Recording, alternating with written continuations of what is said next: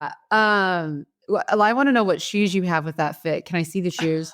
I have socks. I have no shoes on with this fit because I always sit cross-legged when I'm sitting at my computer. Like I literally just can't sit any other way. So I have no shoes on, but I usually wear it with like some Mac Daddy spiked heel stuff. That's what I was wondering is if you had heels on. I was like, oh my gosh, if she has heels on, I'm gonna like just be like a super fan. It's like one of my favorite outfits ever.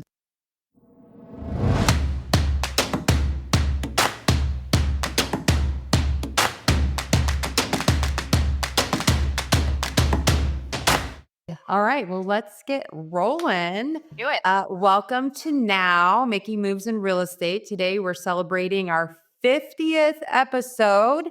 Yay! We've never missed a week. We have an extraordinary guest. She's a highly sought after international speaker, thought leader, author, mindset, mentor, or master. As the founder of the High Vibe Life Company and co-founder of the Energy Institute, she's transforming lives and helping high performers, which we have a lot of those listening today, unlock more income, impact, and influence. Known for her expertise on the impact of energy on high performance, she empowers women to live a high vibe life using scientifically based techniques. So this intro is a little bit long, but I love it. So I'm going to keep going. Now, the best-selling author and host of the acclaimed The High Vibe Life podcast. She has transformed countless lives with her vision mapping method. Want to hear about that? Her journey from struggling addict to a 7-figure CEO and top performer in a billion-dollar company is a testament to her exceptional ability to inspire success. Now she has spoken to hundreds of thousands, working alongside industry giants like Dean Graziosi, Brendan Burchard, who we know, and Bedros Keuilian, recognized as one of Success Magazine's Women of Influence, which is where I read about you. She's helped her clients generate tens of millions of dollars in revenue. So you're going to want to stay tuned to this episode for an inspiring conversation that will elevate your mindset and your business. Please help Courtney and I welcome Moira Kucaba to the show. Hi.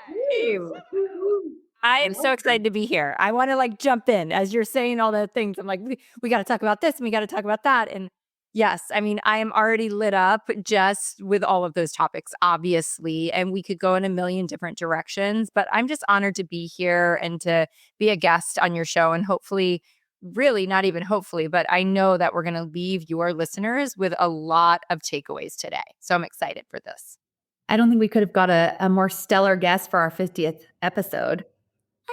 Well, thank you. That's a huge honor, and congratulations to you guys. That's amazing. Aw, thank you. Yeah, and here's the thing. Like, not only is she like just got this crazy history, but I was telling her when we first hopped on here, like she's got a solid fit on too. I know. I love it. I love it. It's so cute. Thank you. Thank you. Thank you. Thank you. I appreciate that, ladies. Let's just like a little bit about your background because like how'd you get here? Let's just, hear a little bit about your journey on then and now. Yeah, I love to share the journey because I feel like the biggest thing that we're up against a lot of times in the entrepreneurial space is belief, right? Belief in ourselves, belief in the dream, belief in these giant goals that we want to go after. And I think we separate ourselves from people that are really, really successful. We find the leaders in our space that are in that top 1% or the top 0.001%. And we want that life and we want those goals and we want to be doing those things, right? But we immediately, and this is where kind of some neuroscience comes in, our brain immediately kind of finds the reasons why we can't, right? It's scary to think that. And our brain's always looking for threats and anything that's going to kind of be fearful for ourselves, right? So we're actually designed to go, well, you're probably not going to be able to do it because of this or that or this or that, or, she's got a bigger influence than you do. She has bigger social media. She has the background. She has the skill set. And so if we're up against that, we usually have this huge gap between where we are and where we want to go. And that gap is really the belief. Right? Mm-hmm. It's the belief that is needed to take the action to get there. And so I just really want people to know that like Yes, my face has been in Times Square, but my face has always also been like face down in a ditch, not that long Mhm. ago. I mean, it was a while ago. I've been sober. I just celebrated 26 years of sobriety, but Wow. that's where I came from. Like a girl that struggled, to the brink of death. I mean, I was absolutely suicidal at the end of my addiction. I didn't know a way out. I was using around the clock. There was no, it wasn't like a glamorous end to my addiction. It was as bad as you can imagine. And so if you come, I always say, like, how does that person become the person that I am today, right? And if I can do it, I want you to know that you can do it too. And Mhm. so I really studied almost my own life initially to kind of figure out, like, at one point I was like, holy crap. Like, what is that? What is happening? How did this happen? Like, how did I go from there to here? Right. Mhm. Because at that point, I was mentoring a bunch of people, like hundreds of people, and I was coaching them. And so I needed to figure out what the recipe was. Like, what was the recipe for that success? And as I started to go, okay, I'm kind of figuring out exactly what I did to achieve this massive level. And then I started teaching other people. It wasn't just me. It was person after person after person that I was coaching and mentoring that were then going on to duplicate that success over and over and over. So as I was coaching, I was like, oh my gosh, we are like massively onto something, right? So there kind of came a formula came up of like, okay, these are the things that are important. These are the things that we have to commit to if we really want to succeed at that crazy level that we all want to succeed at, I think. Okay, so we want to hear what those things are, Yeah. or a few of them. Yeah, Yeah. go Yeah, ahead. well, I think, and I want to go back. I said that I got sober 26 years ago, and I'll give you a little background too. I'm just an entrepreneur at heart. Like I was, 10 years old, like buying candy from my mom's canteen at the hospital she worked at. And like I can remember like setting the Butterfingers up, setting like I would open up a candy store and mark all the candy up and sell it to my friends. So I've always had that entrepreneurial spirit, that entrepreneurial hustle. But I would say that 10 years ago, I took that at when I was in my mid to late 30s. I'm 47 now. When I was around mid to late 30s, I went from that like multiple six-figure entrepreneur to like boom, like 18 months hit seven figures and keep growing beyond and beyond and beyond. And so that was that window that I was like, what the heck happened? Like what just transpired, right? And so what I will say is this, and this is kind of a nugget I want you to take with you, is that the next level of your business is the next level of you. Like on the Mhm. inside, right? It's like the 2.0. I always say it's like we're cultivating the 2.0 version of you. That means like better habits, better mindset, better everything, right? A better body, better health. And so it's Mhm. that inside out journey that yes, I could teach business all day long. I love business. I don't love to teach business. It's just not my Mhm. favorite. It doesn't get me super excited. But where I love to teach is what comes at the foundation of business because Mhm. I can teach you all the business strategies to get there. But if you don't have the mindset and the habits, the productivity part, the Mhm. strategy means absolutely nothing. I couldn't Absolutely agree more. nothing, right? Yeah.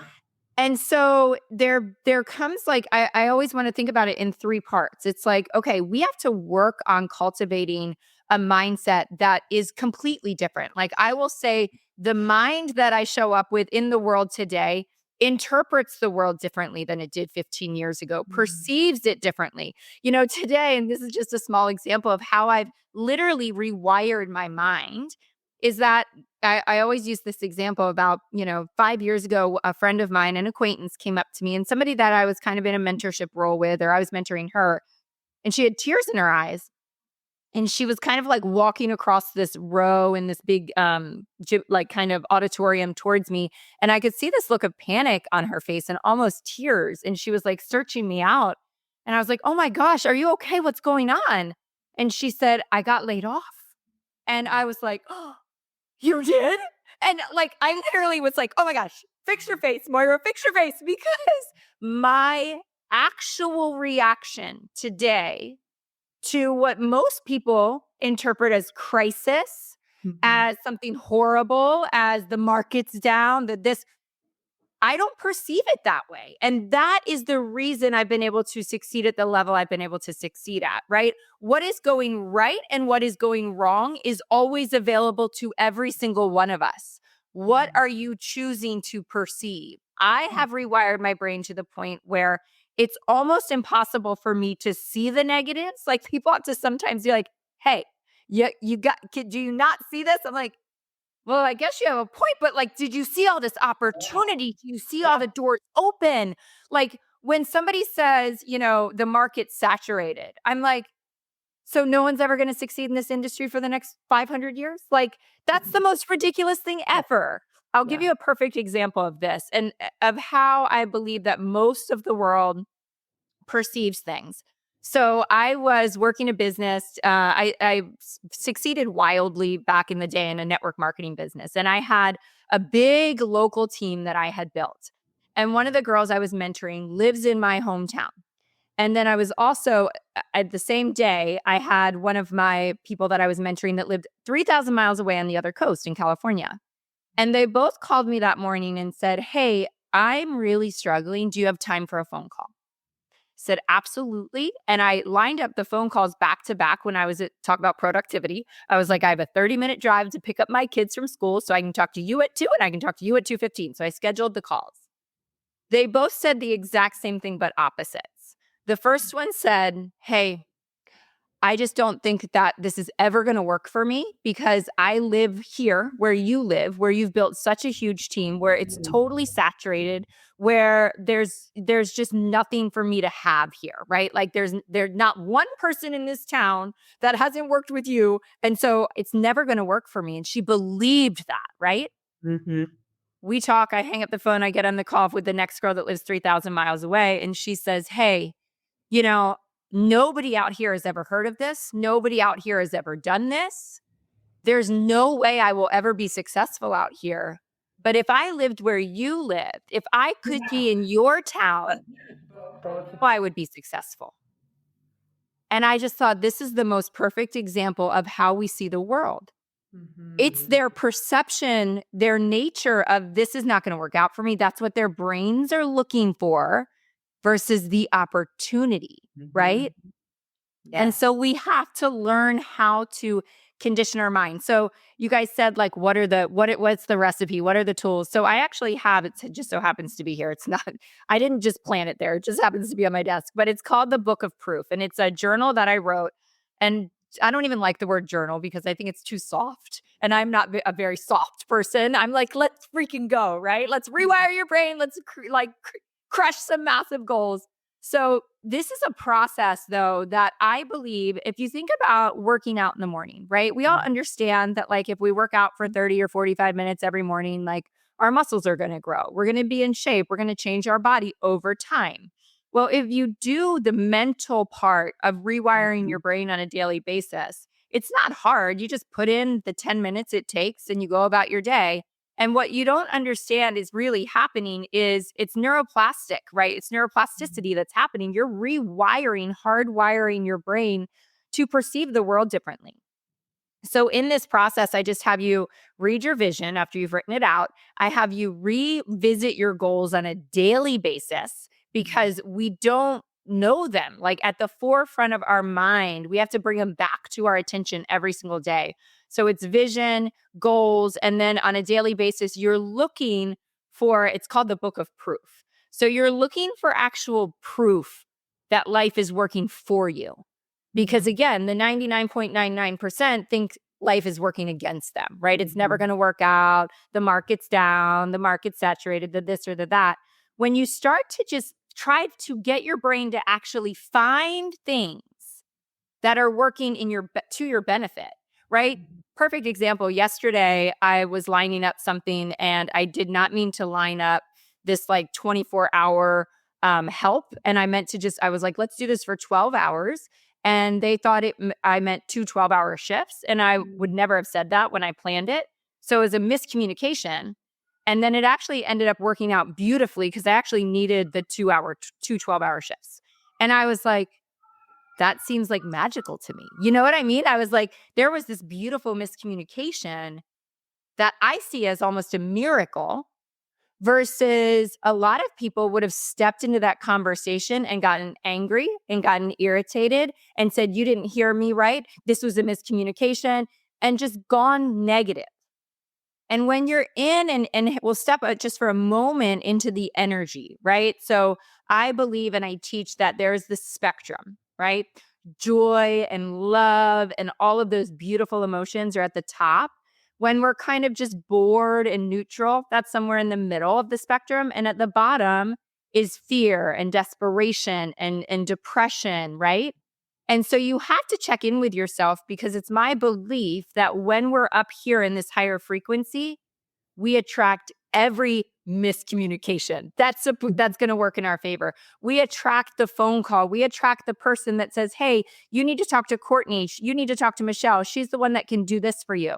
Right? Like all of these magic moments, those aren't just random, beautiful one-time, two-time things that happen to us.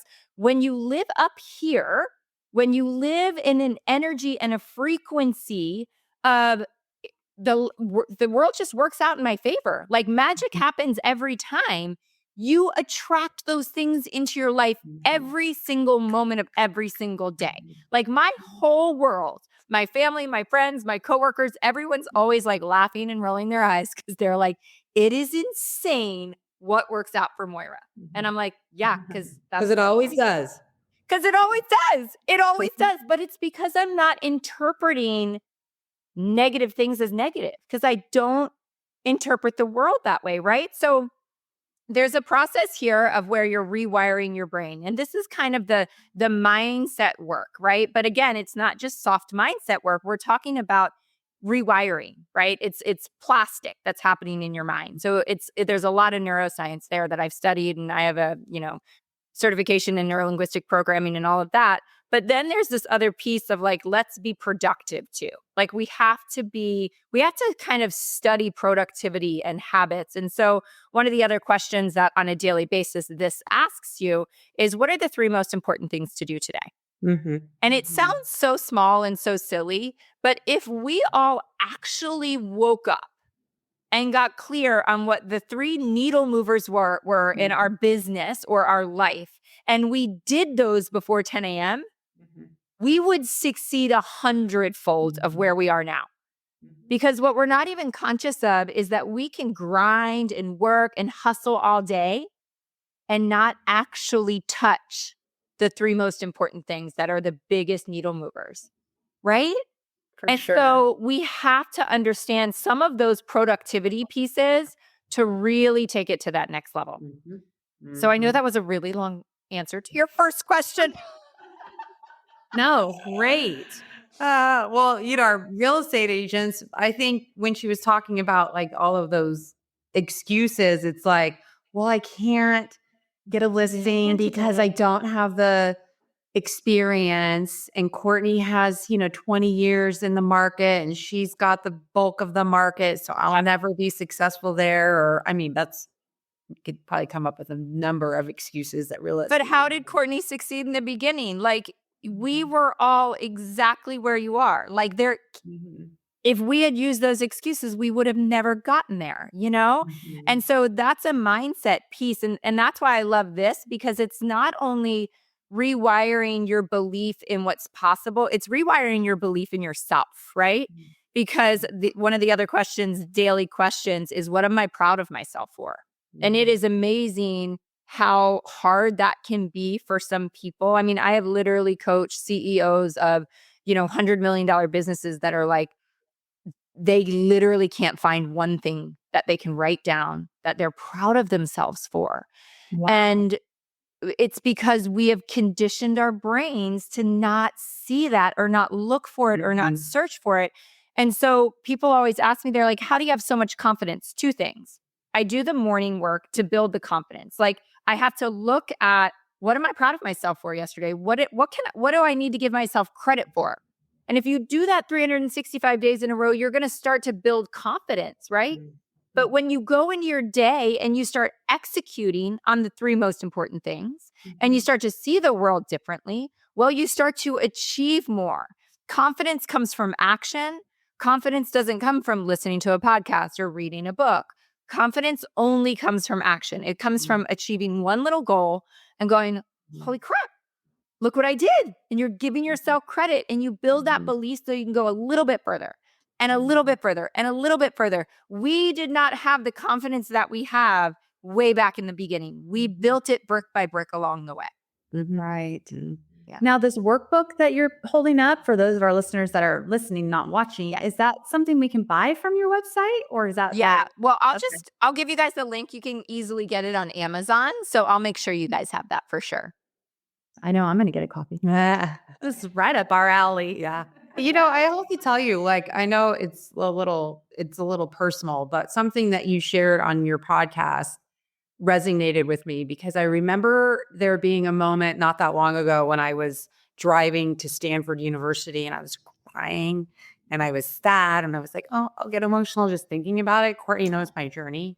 But I was like really scared and struggling. And I remember thinking in my head, like, what would I tell my daughter right now? You know? And I switched it in my head of like, oh my God, like I get to go to this doctor's appointment and see the freaking best doctor in the country, if not the world, and like the best equipment and the best treatment. And I got all excited and I just like flipped the script and went from like just right now, like kind of tearing up to being like excited about my appointment. And I know you talk about that in your recent podcast, and it is so compelling and true. Like what happened to me in that moment. Granted, I didn't listen to a podcast, or I got that in my gut of like, how would I coach my daughter in these feelings, and it worked. Well, and I love that. And that makes me so happy, because what I'm going to say next is at the basis of everything else I've shared thus far and what you just said. And that is, the title of the book that's coming out, the title of the TED Talk is How Is This a Gift? Because here's the reality. I was an addict at the end of my life, ready to just throw in the towel. And at some point, I think subconsciously back then, I had to realize that horrible life I was living was a gift, because it was so clear to me what I didn't want to do anymore, how I didn't want to live. And when you have that negative, if you say, well, how is this horrible tragedy a gift? It points you immediately into the direction of a new life, a new vision, right? And I've had that experience 1,000 times where no matter if it's somebody's driving slow in front of me in traffic and I'm like about to lose it, and I'm like, how is this a gift? Maybe that traffic jam is slowing you down to make that phone call to your cousin who you haven't talked to in forever or something like that. But I've also had that moment where I had to coach myself, because my son was diagnosed several years back, and it was a downward spiral of weeks and weeks and weeks. And I can remember one morning in the shower thinking to myself, what would I say to myself? What would I coach someone in right now? And I remember rolling my eyes at myself thinking I would say, how is this a gift? And immediately my thought is like, how is a diagnosis a gift? It's like you're angry. And I thought, the second I asked that question, it was a 180 in my life. It was a complete 180, and I saw things. And it was like a block of thought from God just like presented itself in front of me. That was like, because of this, this, and this, and this, and this, and this. And I could not see any of it when I was focused on the tragedy of the diagnosis, right? But how is this a gift is the most powerful question you can ask yourself. And it applies to every single thing in your life. Yeah. I'm going to have my husband listen to this, because literally yesterday, it's so weird having this conversation with you. I said to him about parenting when we were talking about our daughter. We went on a hike yesterday. I was like, it's such a gift. And these moments where you're like, it was funny because yesterday afternoon, he goes, that really resonated with me, Michelle, that you said this is such a gift. But then it's kind of biting me in the butt because we're driving home last night from dance at like 9 o'clock and our daughter's singing Taylor Swift. And he looks at me, such a gift, such a gift. And I'm like, no, it's not. Stop singing that crap right now. No, anyway, so true. A little bit. Thank you so much for joining us today. It's a pleasure. We're honored to have had you. You went, oh my God. I was just thinking, I'm looking at the wall behind us, we're recording, and I think we're going to have to put it up there. It's such a gift. So we remind ourselves, hey, that's the only takeaways from this I've had today. I'm gonna like get a video of my husband. Literally yesterday, that was like the theme of our day. Is it's a gift, and he was like, "It's so true." Yes. It's like you just got to look at like the hour and a half drive to this, or the all of these things. This is a gift. All of this. This is just like a precious blessing and precious gift, and sometimes it resonates with people, and sometimes it doesn't. But Yes. Absolutely. But if you can ask yourself that, if you can start to just condition yourself, because, one of my favorite thought leaders is Robin Sharma, and he always talks about like brain tattoos, just those mantras, those things that like in those moments, you just kind of pull out of your pocket and they work and they apply. And that is the one I hope your listeners walk away with, because if you can just in any moment of any negativity, choose to ask that question. It is the most empowering thing you can do. And you're literally, it's almost like your brain's on this downward spiral loop that it gets stuck on in the negativity. And the second you ask that question, it's like, zoom, it like spins off into a different direction, into a positive loop that allows you to find solutions and blessings and magical moments that when you're stuck on that other loop, you just can't see. So, yeah, I hope that you guys take that and just run with it. Oh, yeah, we will. Yeah, that's great. Thank you so much again. You want to tell our listeners where they can find you? Yes. I always say it's hard and easy at the same time. So Moira Kucaba, so I'm sure they'll have how to spell that somewhere, but that's where you can find me everywhere on YouTube, MoiraKucaba.com, Instagrams, at Moira Kucaba. So everything's just Moira Kucaba. So super easy. Great. Well, thank you, Moira. We so appreciate your time. And Absolutely. you've been such a gift for us today. We will need you at some point. I just know Yes, it. Yes, for sure. Thank you guys so much for having me. This truly has been such a blessing. Bye.